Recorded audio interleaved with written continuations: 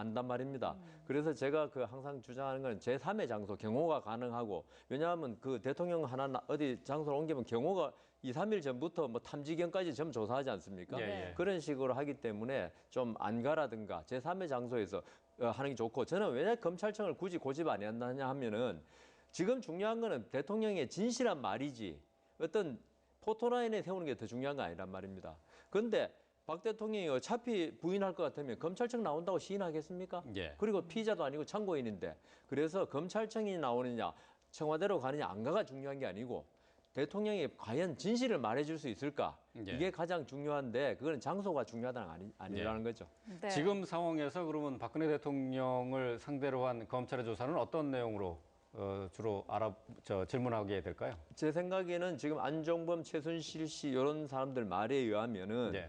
박 대통령이 지시했다고 그랬어요. 예. 근데 박 대통령은 얼마 전 사과에서 기업들이 선의로 냈다고 그랬어요. 예. 그러면 박 대통령이 지시했다면 강제적이란 말 아닙니까? 거의. 예.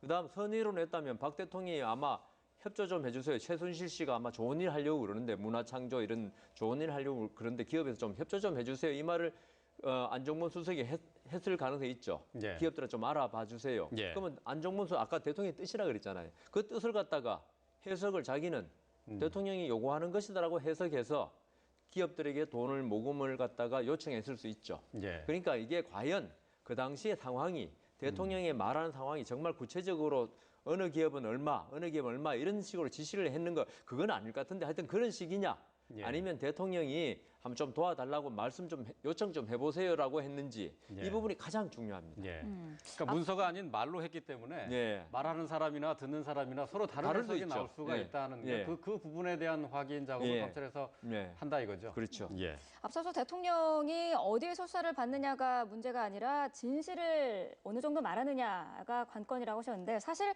지금 상황에서는 대통령이 어떤 얘기를 하더라도 국민이 과연 그것을 그대로 믿을 수 있을 것인가라는 의문이 있거든요. 네. 이 부분이 검찰에게는 장점이 될 수도 있고 유리할 수도 있고 불리할 수도 있을 것 같은데요. 글쎄요, 저는 이 확실한 아까 좀 전에 말씀하셨잖아요. 문서로 되거나 녹취가 된 증거가 없는 이상은 어떤 사람의 말 가지고 그 사안을 밝힌다는 게 정말 힘든 일입니다. 예. 그리고 말씀하셨다시피 같은 말을 해도 있죠. 완전히 다르게 해석하는 경우가 참 많더라고요. 제가 재판을 뭐 오래 해봤으니 경험상 네. 예. 심지어 있죠. 어떤 사람이 파란 옷을 입고 갔는데 증인 둘 나오면 어떤 사람 빨간 옷 입었다 그래요. 예. 자기 마음에 따라 달라진다 그 정도로. 네. 자기가 그때 상황, 내가 그다음 주위 상황에 따라서 있죠. 예. 이 진술이 정말 달라질 수 있어서 그러니까 너무나 명백한 객관적인 사항도 사실도 달라질 수 있다. 있는데 예. 지금 네.